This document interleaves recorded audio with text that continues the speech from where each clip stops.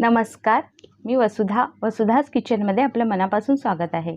आज आपण पाहणार आहोत वरी आणि बटाट्यापासून बनवलेला उपवासासाठी एक पदार्थ, त्यासोबतच एक उपवासाची चटणी।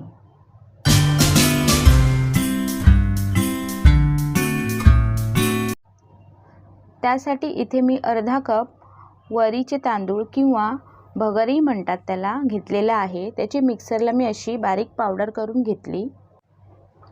त्यामध्ये आता मी 3 ते 4 टेबलस्पून शेंगदाणे पण घेणार आहे। ते शेंगदाणे चांगले मी भाजून घेणार आहे।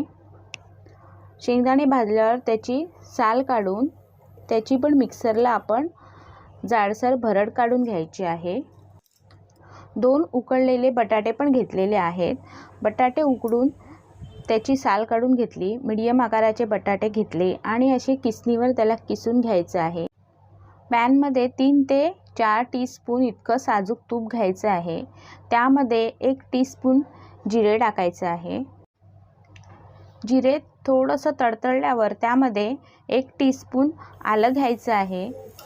आलं ऑप्शनल आहे, उपवासामध्ये जर कोणी खात नसाल तर नका घेऊ। आलंसुद्धा थोडंसं असं तुपावर परतवून घ्यायचं आहे। आता त्यामध्ये 4 मिरच्या इथे बारीक चिरून घेतलेल्या आहेत। तिखट आपल्या आवडीप्रमाणे कमी जास्त करू शकता। आता चांगलं तुपावर थोडंसं परतून घेऊयात। अर्धा कप वरीचे तांदूळ आहे, तर इथे 1 कप पाणी घ्यायचं आहे। आता त्या पाण्यामध्ये चवीपुरतं सैंधव मीठ घालते। ते मीठ नसेल तर आपलं रोजच्या जेवणातलं मीठ घातलं तरीसुद्धा चालेल।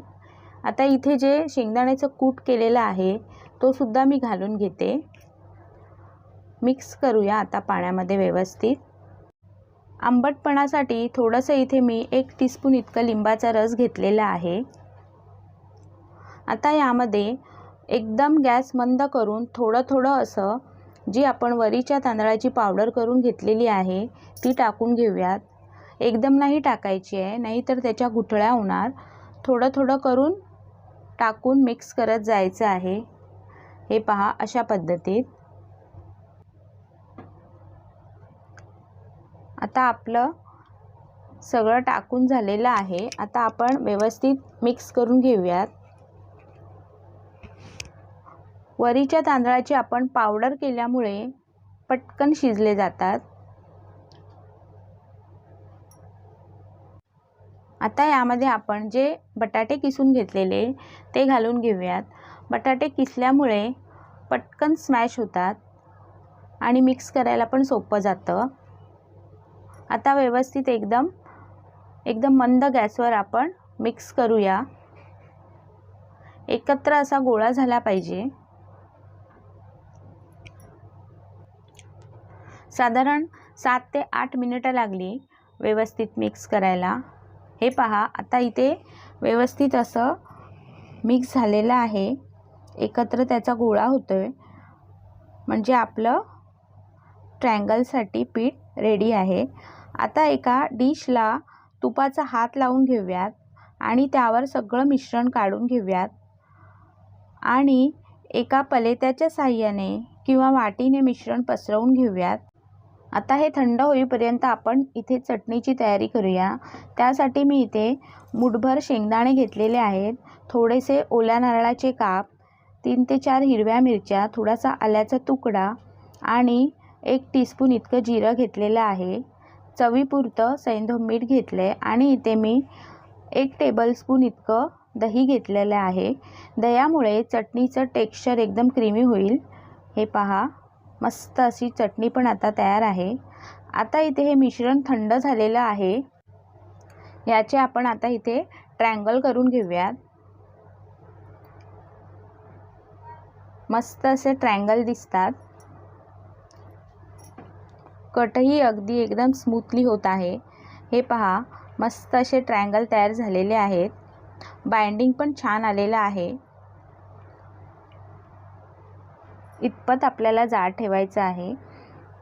आता ते आपण एका प्लेटमध्ये काढून घेऊयात। पॅनमध्ये आता थोडंसं तेल घालून आपल्याला शॅलो फ्राय करून घ्यायचे आहेत। तेल गरम झालं की त्यामध्ये आपण आता ट्रायंगल सोडून घेऊयात. आता एक साईड एकदम क्रिस्पी झाले की आपल्याला पलटी करून घ्यायचं आहे. एकदम गोल्डन ब्राऊन असा रंग आला पाहिजे दोन्हीकडून. हलक्या हाताने पलटी करून घ्यायचे आहेत.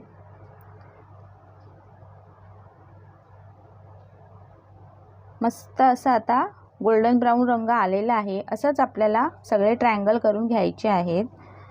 मस्त दिसतात, एकदम कुरकुरीत होतात. आताच अशी मी दुसरी पण बॅच शॅलो फ्राय करून घेते.